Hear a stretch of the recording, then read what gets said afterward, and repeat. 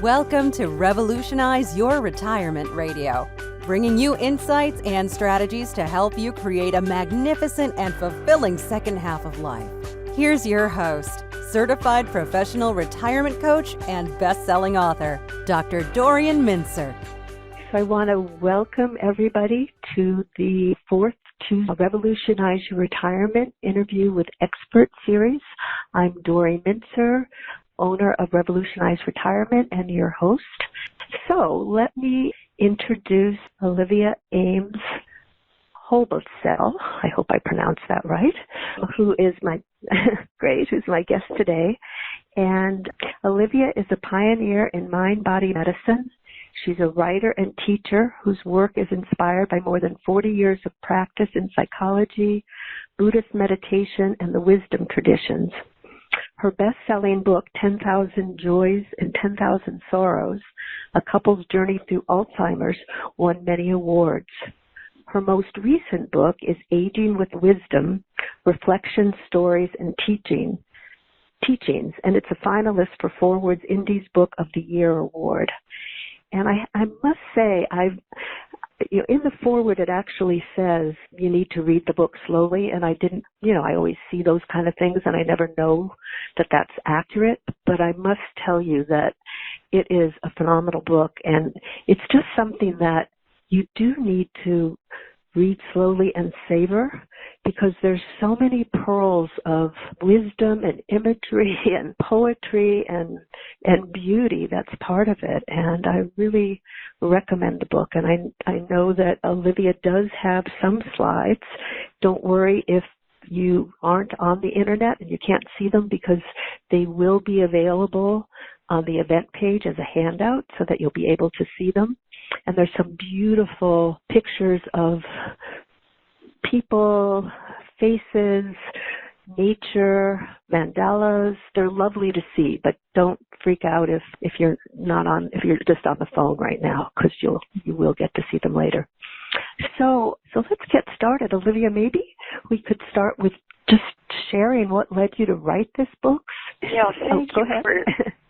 Thank you for your introduction and your appreciative words about the book. It was heartwarming to hear. I would say that I could start with saying that because my husband, Hob, he was called, was diagnosed with Alzheimer's now some years ago, I wrote that book, and it sort of catapulted me into the field of aging. And because we had a 14-year age difference, when there were the first signs of dementia, I was only 56, which now seems to me very young. And he was 70, and he died 6 years later.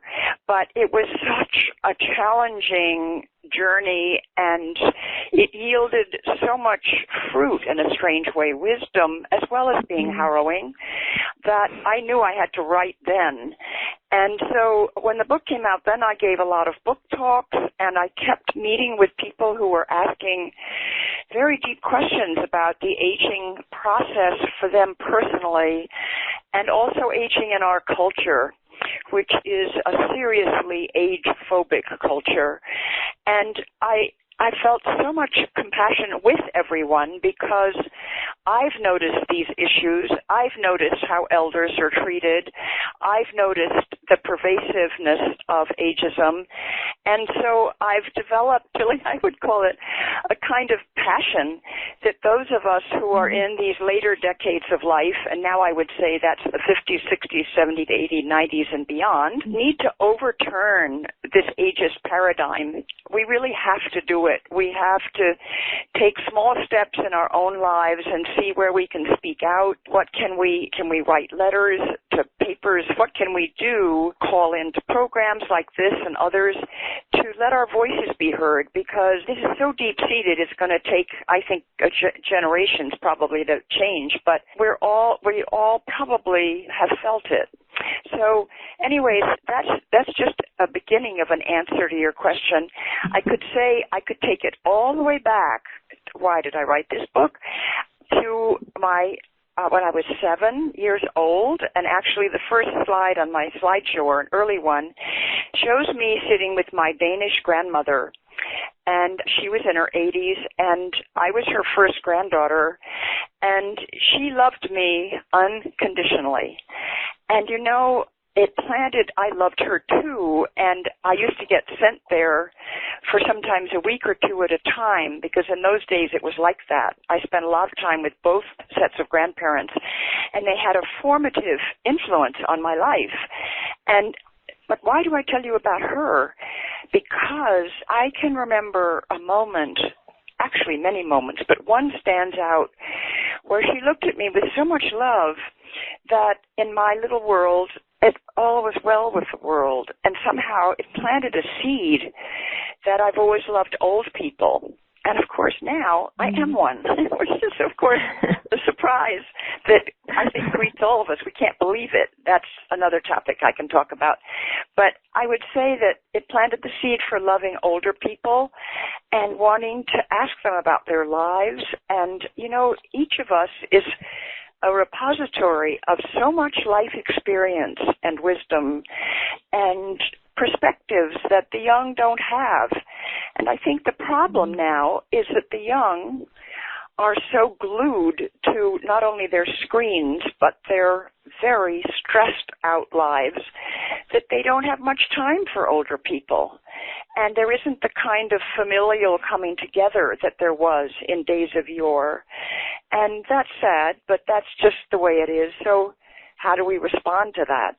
Anyways, I think I've given you a little taste for why I wrote. Well, let me say a little bit more. That after Hob died, my husband died, I, of course, had a hard period of adjusting to life on my own, but I had been somewhat prepared for it because of his decline, and I had to take over more and more responsibilities. But I started to write little vignettes about things that I noticed about aging, about how do I keep inspired as an older person? How do I keep my life awake? How do I keep waking up each day to the wonders of this day? Because this day, this moment, is all we have. And I just wanted that inspiration. And so I began collecting short stories, little pieces, little vignettes, and the book just kind of unfolded from that. So maybe that's enough for me for starters. Yeah. Oh, well, I resonate with so much of what you're saying, and this is going to be a conversation. I must say that, you know, I have a similar age difference with my husband, plus I started my life with the experience with my grandmother because my father was at the end of the war in Germany, and so my mother was there at my grandmother's during the end of her pregnancy in my first 9 months. And I think that in so many ways, as I read your book, I just resonated with so much of my love of old people, given my relationship with my grandmother, as you were saying with yours. It's just so interesting. You know, you wrote the book in such a beautiful way, the way you structured it, and actually what you were just sharing about the sort of wisdom treasures that you've collected over the years is one of the sections. I wonder if you could just spend a moment or so just maybe sharing with people how you structured it, because I think the structure itself just invites us to deepen and deepen our sense and appreciation of life, of the moment, of growth, of aging, and of dying. So could you maybe mention that? The reason I'm laughing is that we had quite a lot of debate about that with my publisher. So it's just delightful that you ask that question, because when you write a book like this, the structure is really important, and I had to find a way to have it emerge from what I'd written that was organic. But I'll just say briefly, it has 4 sections, and the first one is, I think, called Reflections and Mysteries, something like that. Yeah, I have it in front. It's Aging, Reflections, Stories, and Mysteries. Thank you. You're welcome. I wrote several essays about my reflections on aging, and I'm not a person who wants to go to a lot of sources and get other people's ideas. I wanted to just see what came from my heart, and I did sort of what I call receptive writing, which is to sort of ask questions of myself. And I think what happens is that the higher wisdom, if you will, or the higher self comes in and lets that be written.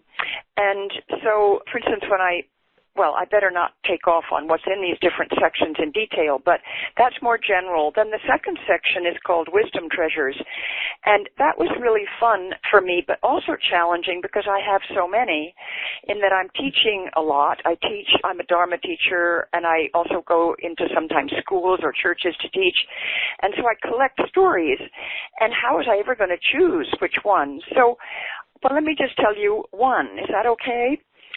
Or sure, shall I just tell you? I'll finish. Maybe I should finish with the structure of the book and come back. So the third section is called Passages, Dying into Life, because obviously part of the aging process is starting to look more deeply into the whole subject of death and dying. And that's a challenge in this culture because we're not only a death-phobic culture, but we separate it so much from life, unlike other cultures where death and dying are very much full. And we see in countries like India, where I've been to, we see people carrying their deceased to a funeral pyre, which they have built, let's say in the bottom of near the river, and I mean, you see that being handled anyway. So that's the third section. And the fourth section is called Wayshowers, and I love that word because I don't know where it came from, but if you think about it, and I'm thinking about all of you who are listening, we all have people in our lives who have been an inspiration to us, and they can go way back to teachers in school or to relatives or to spiritual teachers or even they're mainly people we've not necessarily known, because although I have 6 people I've known, I've certainly been influenced by people I've never met, like Mandela or Martin Luther King and so forth. But I just have 6 profiles, and they're about 5 pages long, and their picture is there, and they are so diverse, which was just wonderful that happened, and each one is like a beacon for me in something that they embodied in how they grew old that I found inspiring. So that's the fourth section. So maybe I'll go back to one of the wisdom treasures. Yeah, that would be great. Yeah, and then in that section, and this shows you, I think, that if we live consciously, and aging consciously is a whole other topic, we may notice that things come to us in our lives, and we don't even know that we've tucked them away in our psyche, but then they come back when we need them. And it's like timeless wisdom that we all can be open to. It's around us all the time. And this particular story, it's a little vignette, and it happened when I was in my 40s, that I was in a little meditation group, and one of our members was the next generation older, and she was living with cancer. And we stopped for the summer and meeting, and we came together in the fall, and she said, I have a very important message that I want to share with you. She said, it came in a letter from a friend, and here's what the quotation says. Before I read it, it comes from the French priest and mystic, poet. He was also a scientist and an archaeologist. He was an amazing man named Teilhard de Chardin. And here's what he said. And imagine this, maybe you're 40 in your 40s. This is what I heard. Quote, in my younger years, I thanked God for my expanding, growing life. But now, in my later years, when I find my physical powers growing less, I thank God also for what I call the grace of diminishment. Now, I heard that. Let me just do it again. In my younger years, I thanked God for my expanding, growing life. But now, in my later years, when I find my physical powers growing less, I thank God also for what I call the grace of diminishment. Dory, I heard that phrase, the grace of diminishment, and I thought, that's very important. And I went home and I started a file, and the file was called Aging and Wisdom. Almost the title of the book, which is now 40 years later. And you could say, so what's so great about diminishment? Who wants it?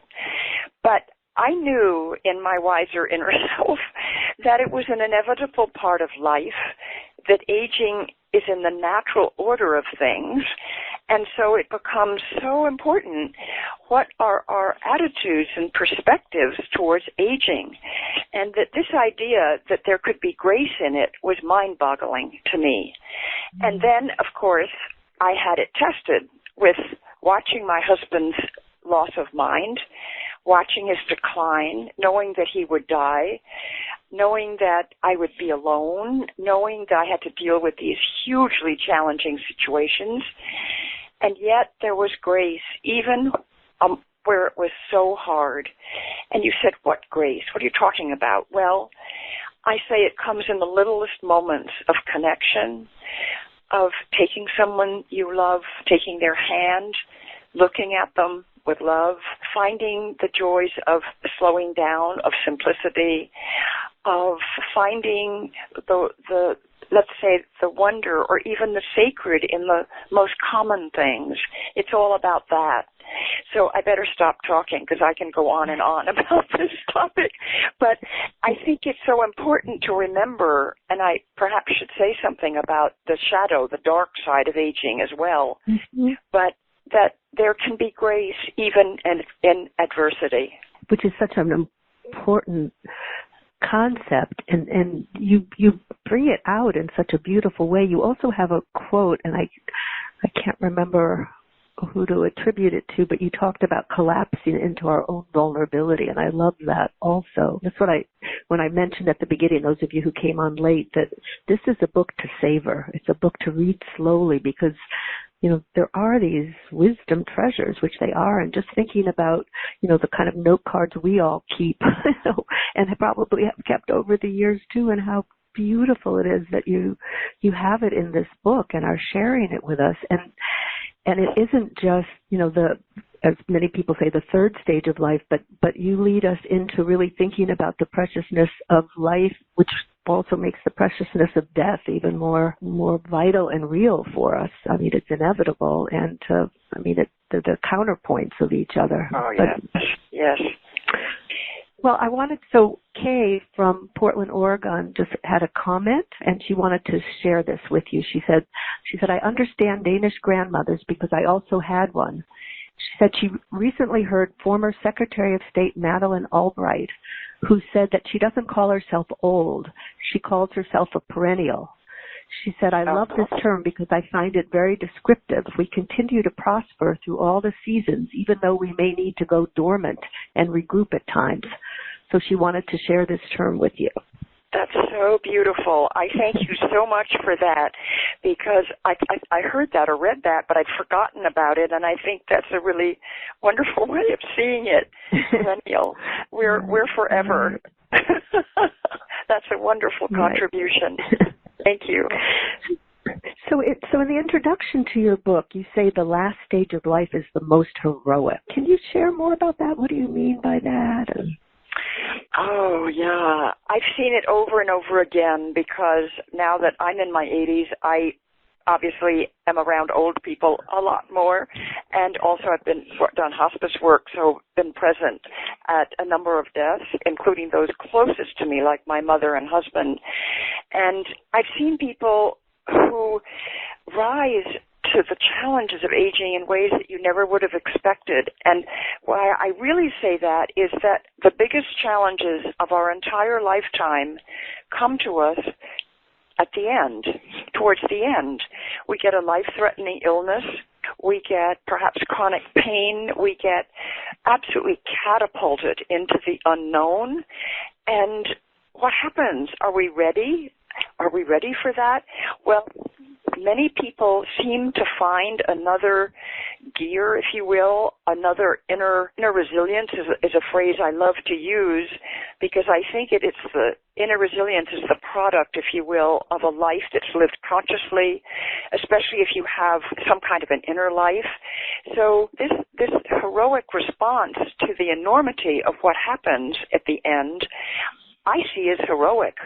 And it can be in the smallest ways, like somebody may have been quite difficult, a quite difficult person, and something happens as the death approaches where the the negative sort of edges of their personality seem to soften, and there's almost a blossoming that wasn't there before. Or to give perhaps a better example, is how somebody comes to terms with the tremendous challenges, and I see that as heroic. And so those are unsung heroes and heroines. There's nothing anybody's going to write to the paper about, but within a family, it can be very, very inspiring and heartwarming. And it can also be quite otherwise. It can be that people go into the hardest, depressive, difficult stages of their lives. So I don't want to be Pollyannish about this. I want to be realistic. I hope that helps to answer that question. No, absolutely. And I mean, you also do talk about this sort of an overarching theme that it's helpful to have some kind of a spiritual practice to cope with the challenges and the losses. And the losses aren't just of people we love, but losses of part of our autonomy, whether it be our hearing or our sight. And I wondered if you could say more about that. And also, what about people who aren't oriented to be more spiritual? But let's start with the role of a spiritual practice, because I know it's such an important part of your life, and I think has helped you deal with so many of the vicissitudes of life, as they say. Yeah, well, both sides of that question are really important. The way I see it, having some kind of a practice or a faith or whatever, I've seen it over and over again, how strongly it serves the person who has it. And, I happen to see or regard meditation as the science of the mind. It is a science. And there's a vast amount of teaching on this subject. And in a way, we somewhere need to start looking at how our minds create everything in our lives. I mean, they create our entire reality. So it seems to me it makes a certain amount of sense to start looking at what creates joy and what creates sorrow and what is going on with the mind. And, of course, when you set aside a little time to be quiet and meditate or pray or whatever your form is, you start seeing those patterns and you learn to let go, which is, of course, absolutely tantamount to the ultimate letting go, which is dying. And there's so many forms this can take. It can be through yoga or Tai Chi or Qigong or any of those contemplative practices, prayer, meditation, and so forth. But you ask, what about the people who aren't oriented that way? What about them? So what are they going to do? Well, I think people find their own place, or at least one hopes, finds their own places of deep engagement. What jumps to my mind is things like music or art, a musical instrument, or it could be something that they just feel passionately about, that they dedicate themselves to in such a focused way that it becomes their passion, and it's like a wave of energy that carries them through difficult times. It's like their reference point. It's their anchor to windward. It's their compass. It's their compass needle, which is pointing north, or whatever that image is.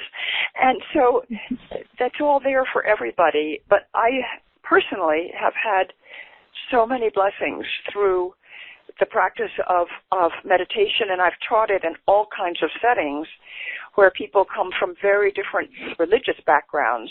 So it's had to be very respectful of those differences, and to see when you go deeply enough in any of the major religious traditions, we all end up in the same place with the same views. We just have the same mystical, non-dual reality. This is getting a little too philosophical, but it's to say that all this warring over different views is so tragic, because in our heart of hearts we long for the same things. So that's one answer to your question. It's such a big question. I could go on. Well, it's an important question, and I think ties into part of your notions about conscious aging, I think. And maybe this is, I'm filled with so many questions to ask and don't want to jump too much, but maybe expanding a little bit more of how that ties into your notion of aging consciously. And as you said, you taught courses on it, and there's actually this lovely quote that you have in the book, which is your intention, or the intention to live consciously, age gracefully, and open to the mystery of life. So I wonder if you could maybe expand a little more on that. Yeah, I remember really clearly when I first heard the term conscious aging. It was in a talk by Ram Dass in the 70s, and I thought, oh, that's an interesting idea. And, you know, it was my 30s or 40s then. Anyway, I see it as looking into the realities of what is happening to us and to older people in our culture, but I see it particularly as kind of an invitation to awaken to our own deeper nature, if you will, to look to the things that we need to heal in our lives, sometimes broken relationships, to take care of those. It's about looking at what's happening to our bodies. And, you know, I wanted to say here, one of the things that I find intriguing is every one of us, I guess, maybe not everyone, but you hear people say, I can't believe I'm 60, or I can't believe I'm 70, or I can't believe I'm 81, which is what I am. And I can't. Why? Because the body is just our guest house, if you will. That's from a Rumi poem. We are something so much more. We're the spirit or the soul or the life force. And that's ageless. That's perennial, going back to the point of Madeleine Albright made. That's timeless. And so that's why there's a disconnect. The body, you look at your body and you go, I can't believe what's happening to it. And you look at your face in the mirror and go, I've gotten into the hands of some mad makeup artist or something. But it's because our most inner being is ageless, and I think that's an important point to make. But aging consciously also means looking at our own mortality, that, you know, our time is not forever, and what do we want to do with it? What's important to us? Where do we seek meaning now? Because it may not be through our work in the same way that it was when we were younger. Mm-hmm. And that's a really important question. Where do we find meaning as older people? And I have a short section in the book which is just titled, Who Am I Now? And I think it's a very profound question, because who I am now is very different in some ways than who I was when I was working in mind-body medicine and teaching clinics there and all that. Now I have to find other places, and that's about becoming more conscious of what our lives are asking of us. And I think that's really an interesting question. What is life asking of us now that's different? We could, oh boy. It's such an important question. Yes. No, go ahead. Yeah. I mean, well, and I think it's tied into what you say, and I know, you know, many people too talk about, of what is it that makes us more whole? And that's really what I think you're talking about. It's not just old, it's whole. Yes. But I think that question of what is life asking of us now? It's one of those vertical questions. I remember a section when you were talking about, you know, maybe you can share about that. I'm jumping. That's a vertical I love question. Book, as you can tell. Yeah. Well, it's a really interesting thing, because we live in such a linear world. I mean, we live according to time and all that sort of thing. But when you ask a question like that, it kind of comes from above you and it cuts right through. It's a vertical question. It cuts right into the moment. And, whoops, what's that? Whoa, what's that question? It's like the kind of question a Zen master will ask you that makes your mind stop. And out of that not knowing can come wonderful, fresh answers. And, you know, Dori, I'd love to say something about seeing beauty in aging, so we can look at a few of the images. Is it okay to go there? Absolutely. Let's do it. And just to let people know, if you aren't on the internet, do not worry. Even if you can't see these pictures, Olivia will describe them. But when you get the recording link and come to the event page afterwards, you will be able to have as a handout the slides, so you'll be able to see them. So don't worry if you can't see them right now. Also, I want to encourage people to submit questions. And again, the best question is judged by me. Will get a copy of this wonderful book. So yes. Do you have any questions before I show the next? Well, yeah, it's a comment, but let me just bring it up now, because I think so Meg from Weston who's written a wonderful book on legacy, Legacies of the Heart, says, I can't wait to read your book. Following up on your comment about small heroic acts at the end of life, I look at how we age and die as an important legacy we can leave. Maybe that could be something of an inspiration for aging and dying more consciously and resiliently to counteract the age and death-phobic culture. Also, she said she'd love to introduce you to the Conscious Elder Network, especially they have a Conscious Living and Dying subgroup. And I don't know if it's something you're aware of. But thank you. Thank you, Meg. That would be wonderful. There's a lot happening out there, and that's a great resource. Thank you. That's a wonderful contribution. I think contributions are like this are as valuable as questions. Yes, they're precious, very precious. Yes, absolutely. So do you want Donna to advance your slide? Yeah, next slide shows a woman. Her name is Lily Hurst. She's 104 years old, and when this picture was taken, she's sitting at the piano, and she says that she plays the piano every day because it's been her great love, and she wants to keep her mind engaged and her hands active. And if you look at her face, you can see kind of, I want to say, that inner resilience. And so let's look at the next slide, which is of a Guatemalan woman who's doing something looks like with food in a bowl, and her head is tipped and she's looking at the camera, and again, what you're seeing is the spirit of this person. It's just beautiful. Next slide. Oh, this one makes an important point. It shows an old couple from the back walking hand in hand, and they each have a cane. And I think the point here, so important, is we must stay in connection. And whether you're in a partnership or not, we have friends, we have hopefully we have family. And in the later years, and especially if an illness, which is so likely to come upon us, connection. And so to me, this was a picture of very simple, loving connection between two people. And it's the most precious gift. So I wanted to show an image that would illustrate that. Next slide. I can't remember where this was taken, and I believe this woman was blind. And yet, these are photographs, by the way, by Ethan Hubbard, who's a friend of mine here in in Vermont.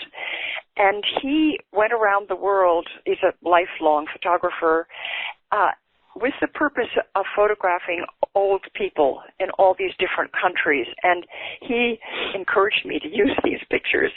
So again, you see an old face, you see white hair, you see wrinkles, you see the kind of thing that people in our culture are trying to hide. And not here. Here you see people who stand in the beauty of their oldness. And this is a crusade I'm on, which is to see beauty in old age.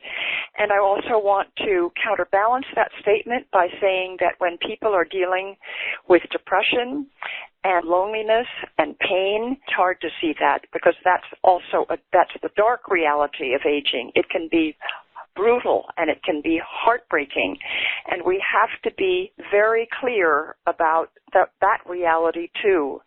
And this leads me to another, I think, very important point that you may notice if you're on the older end of the age spectrum, which is we're being asked to hold paradox.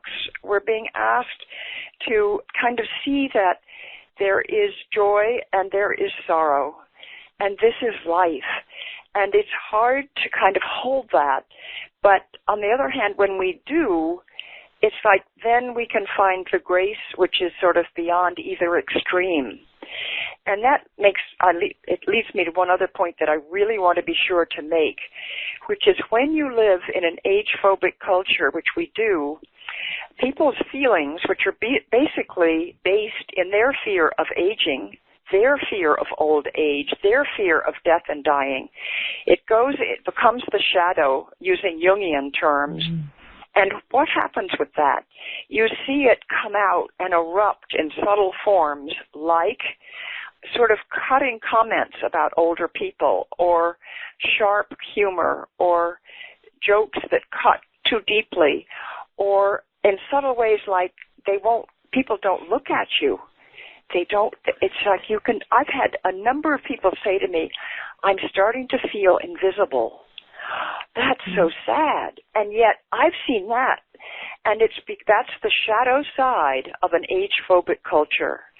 If we lived in an Asian culture or an indigenous people's culture where elders are honored and revered, people would be turning to us for wisdom. They'd be calling us into council to hear what we had to say. And in the Native American traditions, at least historically, the older women chose the tribal chiefs.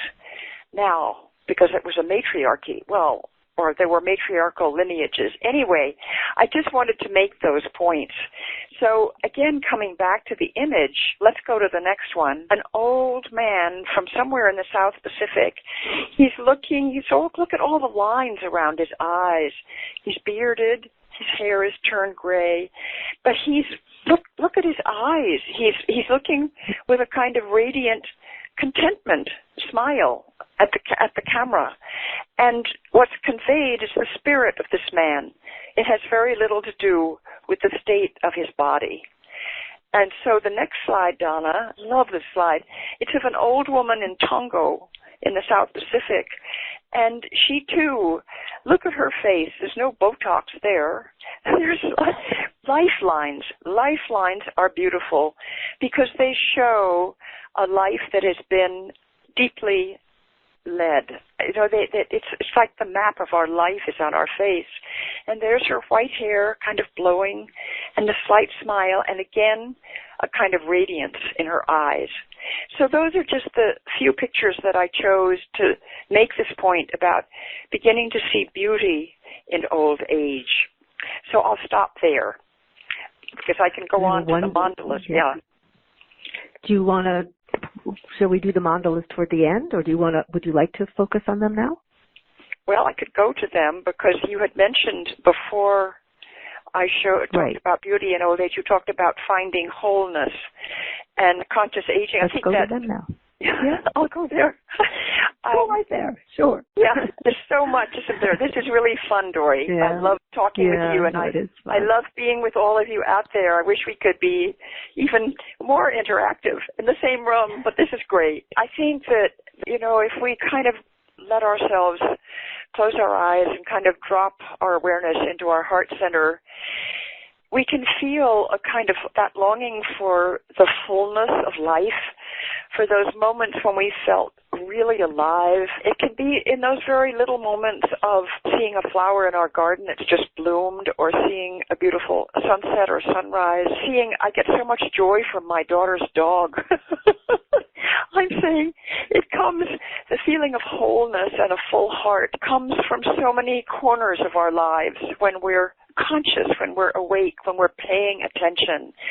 But I want to go to a bigger dimension, which is really, if you would think about the arc of your life, how do you find wholeness towards the end? Because that's what we long for. And the picture that's now on your screens, if you have a screen open, is of a very beautiful mandala, because mandalas are symbols of psychological and spiritual wholeness. And just looking at something that is so beautiful and symmetrical, that has a center, sort of suggests the very deep center in our own being and how our lives radiate out in so many petals of this particular image. Our lives have so many different aspects. If you think about your life for a moment and all the different things that comprise your life, how very rich it is, and presumably, I would hope, filled with many blessings. But we all have wounded places. We all have places that are incomplete. And I guess the call of the later years is, can we complete those? What do we need to do to find that sense of wholeness? And I think it's often around in uncompleted relationships. And I could just say a few words about that. That if you can't meet with somebody, perhaps you've been divorced or have alienated from somebody that you've been close to in the past, you can always write. You can always write a letter. And you can even write a letter to someone who's died. And you might think that's an eccentric idea, but one of my teachers has been Thich Nhat Hanh, who's a very world-renowned and much-loved Buddhist teacher, and he, from Vietnam, and anyways, he talks about the presence of those who've died, that it's there for us in a timeless way. And this is a huge subject, and I'm very humble in the face of it, but I can feel the presence if I tune into my husband or my mother or my ancestors. I can sense almost, maybe I have a good imagination, but if you have an unfinished relationship, you could write. It's writing for yourself. The healing's for you. But if you put it out there, it has a different power. And so back to this image of wholeness, let me see what other ways.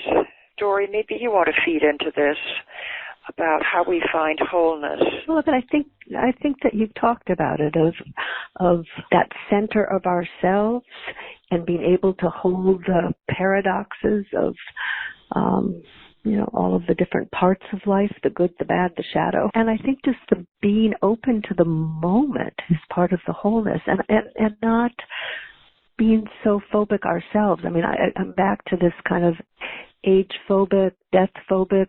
I do think, that we, as we're getting older, but there's so much internalized ageism and fears of getting older that we sabotage ourselves, I think, in being able to embrace, the fullness of whatever age we are, even if it's discrepant from how vital and young we feel inside. I think that phobic isn't just younger people rendering us invisible, but ourselves wanting not to own those parts of ourselves. Absolutely. And I think, of course, a fear of death is right in there, and it's utterly natural because, and we see this over and over again, the life force, that force that wants to stay here is so strong. And you see that sometimes in people who find it very hard to let go at the end, because there's the natural holding of the life force, but then there can be a whole emotional, psychological overlay, which is the holding on out of fear. And here's where, for me anyway, and many people who have some kind of a meditative or contemplative practice, and which involves letting go of the places where we're really holding on and attached, becomes a practice, and it really helps to ready us for the final letting go.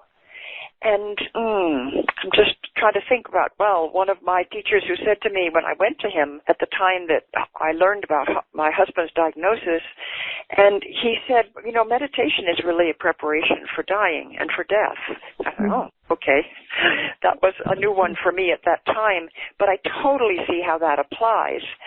So any time, let's take it down to something more that we can relate to more easily. Any time that we let go of some habit we have, maybe of snapping at our partner, saying, "You always do this," Have you ever done that? Just notice if you choose not to, that's letting go. That's letting go of something that might have driven you in the past. Mm-hmm. And just experiment with sort of trying out breaking habit patterns, letting them go. That is a preparation for the final letting go. And it helps. It really does. Mm-hmm. So that's kind of a leap, but I made it anyway. Yeah.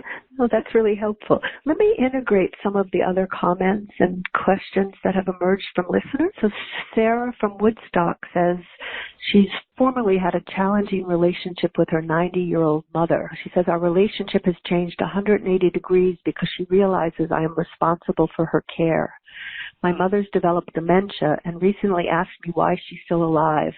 And I told her it's so she can show us a good example. She asked me what I meant, and I said bravery. Oh, I just got the shivers when I heard that. Mm-hmm. That's beautiful. That's so right on. Oh, my goodness. You know, that question, you hear it often from people who are in very difficult circumstances like dementia, or they want to die, and they say, why am I still here? And there, we can help them to see the meaning in why they're still here, because they may not realize how they're touching other people's lives, and they can't believe it because they're lying in a bed not doing anything, but it's about their presence. And anyways, I really thank that person for that contribution, because it's beautiful. And that's the heroism I was talking about earlier. Yeah. Yeah, it really is. And, my goodness, there's a whole other subject here, which is about dementia. But I wish you well, the person in Woodstock. I wish you well. My heart goes out to anybody dealing with dementia, because it's one of the big challenges for sure. Well, maybe at some other date we'll be able to have you come back if you're willing, and maybe we can focus on that if that works. Sure. I'd love to. That would be wonderful. Yeah. So Joanne from Lincoln says she's interested in grace, power, and diminishment. It's a beautiful concept, but one difficult for many to accommodate to such losses. And she wondered if you could talk more about this, and more examples might be helpful. You mean to talk more about the losses part, because I didn't talk about that? She says grace, power. Grace, power of a diminishment. Beautiful concept, but difficult for many to accommodate to such losses. I think in the face of losses of, I see. having the grace. Could you talk more about it?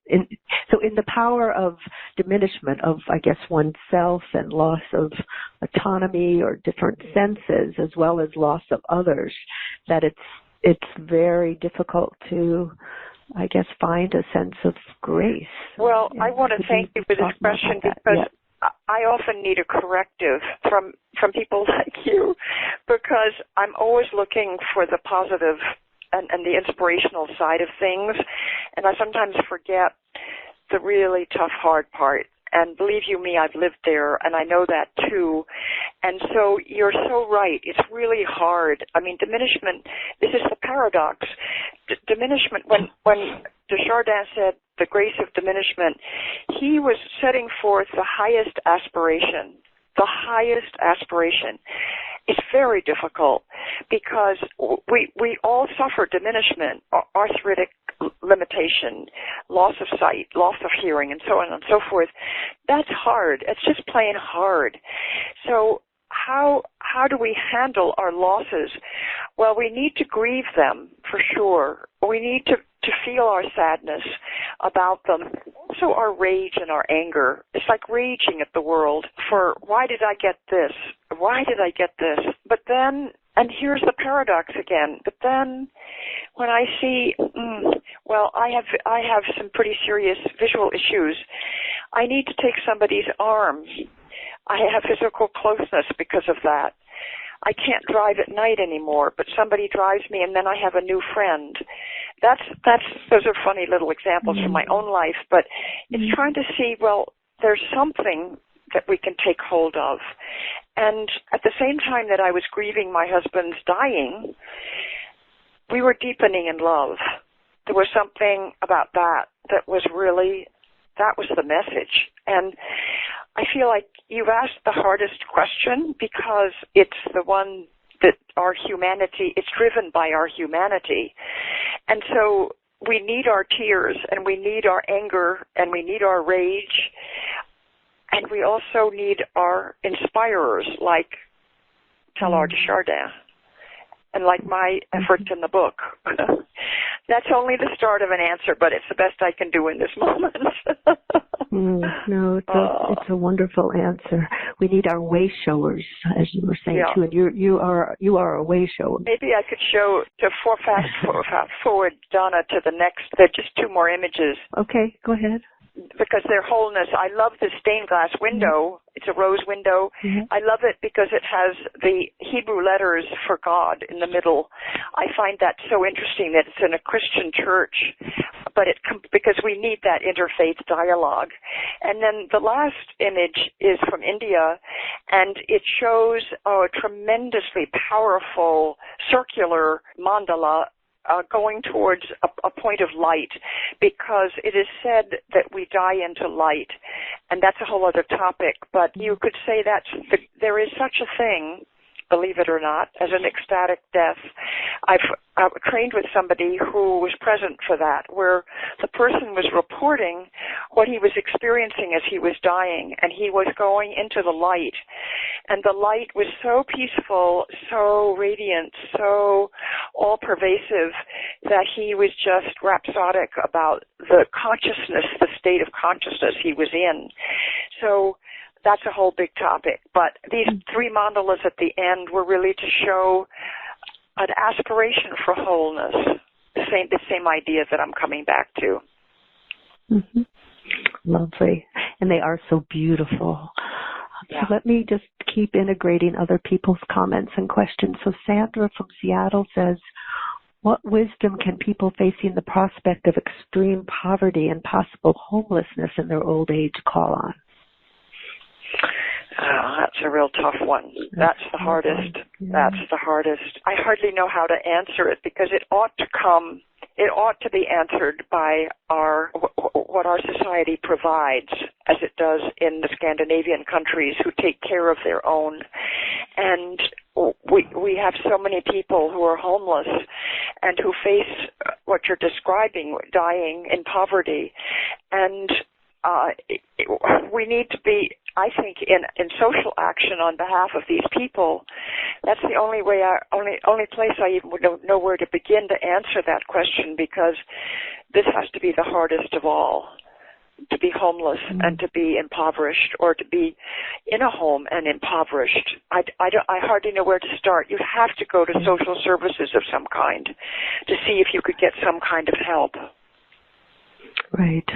Feels like it's a very hard one. Yeah, but it's another whole topic and an important area that one would wish that our country would do better at holding and helping. But let's see, Mary from Indiana says, any helps for helping adult children in their 40s to accept our aging, late 60s? They seem so surprised that our signs have appeared and seem uneasy that we're slowing down and have so many suggestions of what we shouldn't be doing. So I'm not quite sure which generation you're talking from. The question is asking any help to help adult children of our generation deal with our aging, basically. Maybe somebody in their 60s asking about the children in their 40s. Exactly. I think really raising the topic and saying, it would really help if we talked about this, because and talking about how we live in an age-phobic culture, and of course that's all because of we are in a secular materialistic culture that puts this high value on looking young, and that just exacerbates the problem. But I think to invite conversation about it, and you say, but that's really hard, because this is a topic. This is a tough topic. But, I think sharing with them your feelings about what you're going through and being very open about it, even if you've started to talk at all about or had any conversations about your later years and how you're providing for them, or how you would like to, where you'd like to be, or do you need to downsize, or getting those issues out, but being sure to talk about the feeling dimension of it. It's like, how does it feel to know that you're growing older and that there are all kinds of unknowns lying ahead? And I think to reassure them that in familial support, in community support, in support groups, in interest groups, and that kind of thing, we hold each other. We need connection, but the most important one is parents with children. And I think that if you can take the lead in talking about some of these issues and your feelings, then and ask them about theirs, I think it might not be easy and might help to have a glass of wine. But I don't know. I just think that we need to have more conversations about this. This is one of the problems. It's a subject that's avoided. Yeah, no, it's so true. And I was just thinking when you were responding to the question that, not long ago we had a presentation about solo agers, people who don't necessarily have families to have conversations with. And even in those situations, it's so important. The conversations are with friends and relatives and, whoever's important in your life, just the connecting and building our safety nets. Yeah. So let's see, Susan from Victoria, British Columbia, and Carlene from Hawaii just really talked about that this conversation is warming their hearts and calming and reflective, and thanking you so much for sharing it. But I have a few more, let's see, and Meg from Weston says she would also add that accepting and forgiving the shadow parts of ourselves is important to healing and wholeness, kind of welcoming all comers, all parts of ourselves to the guest house. And yes. Barbara from Tampa says, could you speak more about how holding the paradox leads to grace? I want to say thank you to all you listeners and those of you who've written in, because these are wonderful questions and comments, just wonderful. That's a very profound question. And how I understand that is that when you can hold the paradox, when you can see, let me just come to joys and sorrows, which is why I called my first book, 10,000 Joys, 10,000 Sorrows. It's an ancient Taoist saying, because that's what life is. And if you're able to hold that paradox, that life has contented moments, let's take it away from joy. Let's come to something a little simpler like contentment and sorrow or sadness. There's a kind of freedom that comes. It's like if you see it visually, like take black and white, that's the biggest polarity. If you can hold the fact that there's lightness, or light and dark, that's better. If you can hold the fact that life is full of light and life is full of dark, there's a kind of freedom that comes with holding the reality, of looking into that reality and accepting it. That's grace. There's grace there. There's a kind of peace of heart that comes because you're saying that's the way it is. And in fact, if you think about it, one of our sources of suffering is the gap between what is happening and what we wish was happening, or we wish wasn't happening. Well, there's a lot of suffering in that place because it's our inability to accept the reality that is happening. And life is constantly inviting us to say, look at this, accept this, accept even the hardest things. And that's where I want to say it's really tough, it's hard, it's brutal. And yet, if you can hold both, the light and the dark, you're free to include both. And that's where the grace lies. That's a beautiful response. Not easy to do, but not easy. No, not easy to do, but important. Just a few more. I'm noticing. I know we're a little bit over the time, but you had said you could go a little bit over. Let me just integrate there have been a few other wonderful comments about, a way of dealing with impoverished. Sarah mentioned from Woodstock is, really thinking about donating, items and just trying to help people that are less fortunate. Not that it's not going to be a cure-all, but that there are ways of the giving back that maybe can help people who are less fortunate. I think it is important, as many of us are doing that decluttering and downsizing, to really think about where we want to, who we might be able to help in that process. And there have been other comments. Susan from British Columbia talked about how during the years when her mother was demented for the last years of her life, it was during that challenging time that great healing occurred between all of them, and it was just pure love that flowed between them. And Loretta from Denver kind of is pondering it's a really important question. She said, my mom cared for my dad through 13 years of Alzheimer's, and he passed away 10 years ago today. 3 of my sisters and I cared for my mom for the last 2 years. Both taught me lessons of grace and love. But it makes me wonder if I'll be able to be wise enough to recognize my own diminishment over time and make the practical changes that will make it easier for my family. Do you have any thoughts on being wise enough to accept our own diminishment? What wonderful comments. So any ideas on how to accept our own diminishments? I mean, you've been sort of talking a little about it, but thoughts on that? Well, I think we've talked about to avoid it. Yeah, right. Just wondered if there were any other. I think you really have been responding to that question. So this has just been wonderful. I just can't thank you enough. I really would hope that you might join for another conversation where we can kind of move into some of the other directions that we haven't really had time to get into. But I just wondered two things. One, can you let people know how they can get their book? I have a website, which is my name, Olivia Hoblitzelle, which is spelled HOBLITZELLE.com. And so you can order the book through Amazon and from your independent bookstore, and the website has other information on it, which might be helpful, including my talk, a video of my giving up the book talk, which has some of the images that I've shown today, but many more. And I loved putting that together. I got very inspired about that.